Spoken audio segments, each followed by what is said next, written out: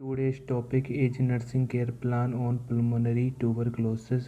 तो सबसे पहले नर्सिंग केयर बनाते हैं तो आइडेंटिफिकेशन डाटा लिखते हैं।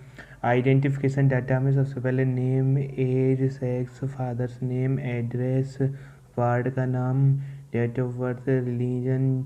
अब इसका मेन डायग्नोस देखते हैं तो पेशेंट का मेन डायग्नोस है पल्मोनरी ट्यूबरक्लोसिस। इसके बाद चीफ कंप्लेंट देखते हैं तो पेशेंट की चीफ कंप्लेंट है patient was admitted in the hospital with chronic cough with sputum. अब लिखेंगे पेशेंट की present health history. Present health history में है low grade fever, chronic cough, weight loss, fatigue, loss of appetite. इसके पश्चात nursing objective set किए जाते हैं तो पल्मोनरी ट्यूबरक्लोसिस के लिए ये नर्सिंग ऑब्जेक्टिव्स होते हैं। Number 1, provide comfort to the patient. Number 2, to reduce temperature of patient. Number 3, to reduce anxiety of patient. Number 4, to relieve patient from severe symptoms of tuberculosis. अब देखते हैं main nursing care plan. तो nursing care plan बनाने के लिए किसी भी disease के लिए 5 पॉइंट्स लिखते हैं। Assessment, nursing diagnosis, planning, nursing implementation या नर्सिंग इंटरवेंशन एंड इवोल्यूशन। तो सबसे पहले है असेसमेंट। असेसमेंट दो प्रकार के लिखेंगे, सब्जेक्टिव असेसमेंट डाटा और ऑब्जेक्टिव डाटा। सब्जेक्टिव डाटा है the client told about chronic cough with sputum. Objective data में patient is seen in fatigue. उसके वाइटल साइंस लिखेंगे, temperature, pulse, respiration, blood pressure. Patient is feeling coolness and chills.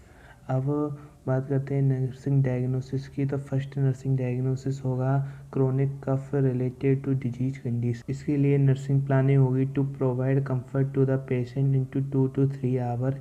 इसके लिए nurse द्वारा निम्न interventions किए जाते हैं। Number 1, provide patient in a comfortable position या provide a comfortable position to the patient. Number 2, suction the respiratory tract of patient.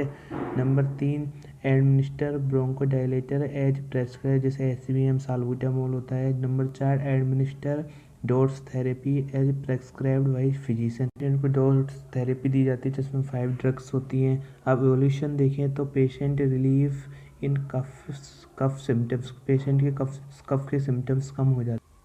दूसरा diagnosis देखें, loss of appetite related to disease condition. Patient की appetite में कमी आ जाती है अगर उसको भूख कम लगती है। इसका नर्सिंग प्लानिंग होगी to improve patient nutritional level and gain him weight और गेन इन वेट, और उसको वजन बढ़ाने में मदद करेंगे। तो इसके लिए नर्सिंग इंटरवेंशन होंगे, provide patient fluid therapy as prescribe.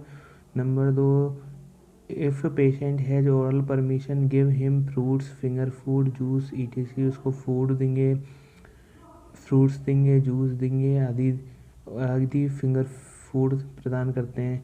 Done active and passive exercise of patient, patient से एक्टिव और पैसिव एक्सरसाइज करवाते हैं। एवोल्यूशन देखें तो now patient appetite coming to normal, patient की एपेटाइट नॉर्मल आती है।